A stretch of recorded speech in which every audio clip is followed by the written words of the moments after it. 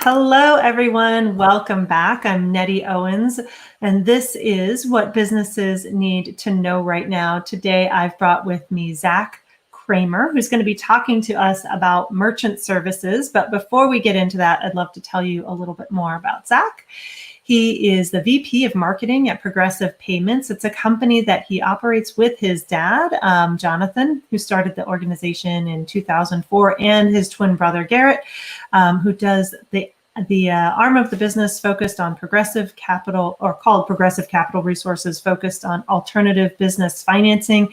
So it's a family business, which I absolutely love, and they're all focused on finances and helping businesses get the money that they need when they need it, either from their customers or from other capital resources. So welcome, Zach. It's good to have you here. It's great to be here, Nettie. Thank you.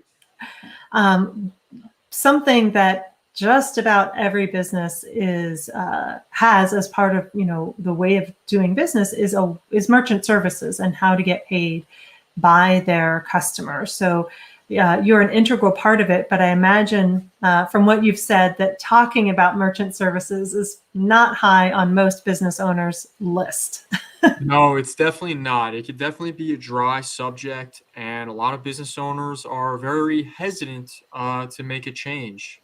What do you think that reluctance is to make a change in merchant services? I think the industry as a whole gets a very bad rap.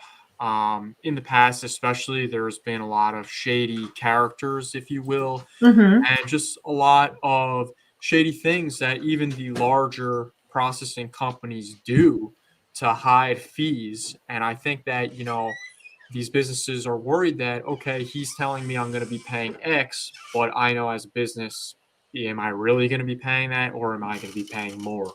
Mm-hmm. So I'm guessing, what you're confronting is this, business owners that you're talking to are like, they don't know what questions to ask. They don't know exactly how it works. And so it becomes this sort of like black hole of information. And I know what I do sometimes when I'm not certain is I just ignore the problem. And I'm like, well, we've got it set up. So that's probably good enough. And, I don't ask any more questions about that. But if somebody were looking, just to know more, like, is there a good time of year to be paying attention to your merchant services, to your accounts? What should they be looking for? Maybe give us some beginner level questions if you're considering, looking at your merchant services and what you've got set up there. Absolutely. So I think the biggest thing that a business needs to do is they need to look at their contract. A lot of times, these companies do something called auto renew. So Mm-hmm. when you think your contract's going to cancel, you actually have to give a 30 to 60 day, I've even seen 90-day notice. And if you don't, it's going to auto renew, which will in effect cause something called an early termination fee. Mm-hmm. And that can be, I've seen all the way up to $1,000 plus on that. So, I definitely need to watch out for that. Something else is you want to make sure that your pricing structure in your contract is correct. Hmm. There's three different pricing structures in our industry. There's flat rate pricing, there's interchange plus pricing, and there's tiered pricing. You want to make sure that you are on interchange plus pricing. That's a big one. So Mm-hmm. So it's important to know when your contract renews. That's probably something to just have yep, in your calendar. Like, sounds like you want to be looking maybe even 6 months in advance of that renewal date to make sure that it is a good absolutely. fit Yep. for you still. So I like systems. So the idea of just putting that calendar date on and saying, Yep. okay, let's check into this again, on that particular date is really helpful. And it's also helpful to know the different types of pricing that are available. I'm curious if there've been any changes or effects with the pandemic on merchant services. I mean, I guess it's not something we look at all the time, but what have Absolutely. you seen? So this is actually a pretty big thing that could really impact how a business operates. And the biggest thing that's happened with COVID is underwriting and risk. So because of the rise in fraud during the Mhm. pandemic, risk has gotten a lot more. strict, if you will. Mhm. So typically for your credit card processor, you have a maximum ticket amount that you're allowed to run. And in the past, if you went slightly over or perhaps even 30% over, they wouldn't bother you.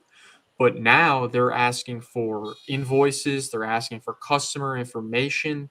They're really going in depth, and they want to make sure that that customer actually made that purchase and is who they said they are, especially if Mhm. it's going to be a very high ticket amount. Right. So And I'm reminded of the story that Russell Brunson talks about, then all of his credit card processing got shut down right when a particular marketing funnel was coming up live and working, and they couldn't mhm, receive payments, and they were stuck for it was a while. I can't remember the exact number, but so if you've got something going on, it's really important to notify your processor and to make absolutely. sure that you know what those limits are if you're going to be processing a larger amount. And you're saying now that because of COVID, that's become even more strict, and the companies are paying even more attention to that. So that's They good really to are. know. Yep. It's Um, so that's sort of like one thing to be noting if you're that could be a potential problem with your processor. What else should we be looking out for, or should we be communicating perhaps with the processor that we're using? so you definitely a big thing that I see is a lot of times companies, let's just say they change their banking information or something like that, they'll forget to inform their processor. Mm, What will happen is not only obviously the processor can't get paid, but the bigger thing is you and your business can't get paid. And then, it typically takes 1 to 2 business days for that to go into effect. So you can actually be down for a couple of days while you're getting that sorted out. So it's just little things like that that businesses really need to be aware of, that can affect their operations. I know you said this topic is dry, but I'm like, oh my gosh, this is really helpful to know it. I mean, there's Yep. certainly, like, structurally, it's super important to make sure that this is always operational, that you know the ins and outs of how your processing works, even if it's not something that you normally would go looking for. I'm certain that, it's something that you can task one of your teams to do and to keep an eye Mhm. on. As Absolutely. far as, like, you mentioned the kind of pricing that's important to look for, that you want to have in place. Is there anything else that makes for a good provider? Like, what should we look for in a merchant services provider uh, that is good for our business, good for our company? Absolutely. So there's a few different things that a company should watch out for. Um, the first is going to be contract length. You want to make sure the company you're signing with is month to month.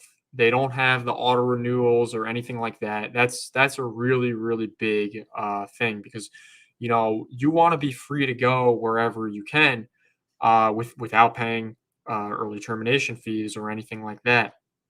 Another thing is customer service. This is huge. A lot of times, you have these agents that they're a one man show, if you will. And if you have a problem and you try to get in touch with them, more times than not, you don't even have their phone number, and you have no idea what to do. You're sitting there. You're essentially, your business is on hold because you can't accept credit cards if your machine's not working or whatnot.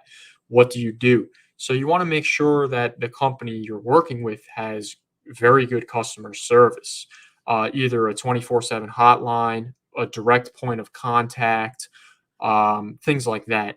What I usually do, or what I usually say to my clients is, always call me. I'm always your first point of contact. If I can't help you, I'll point you in the direction of somebody that can. So I think that's very important as well. It's great to have that reassurance when most of the time we call our service providers and get put through an automated, chat system. And Exactly. so that's great. So I'm putting up a link here. If you are interested in learning more, if you've got questions about merchant services, Zach is happy to answer them. And, if you're considering changing a contract, I'm sure that he would be happy to talk to you about what that could look like with their company, go to progressivepayment.com/contact and you can reach out to Zach. If you've enjoyed this interview and you'd like to see what else is available, we have the full series at whatbusinessesneedtoknow.com. And if you're a business owner and you're looking for how to balance the work that you're doing without burning out, I encourage you to check out How to Succeed in Business, The Proven Path to Business Success for High Achievers. You can access it by texting FREEDOM to 411-321. Thank you so much for being here, Zach. It's been a pleasure to have you on, and I look forward to further conversation with you. Thank you very much, Nettie. It's been a pleasure.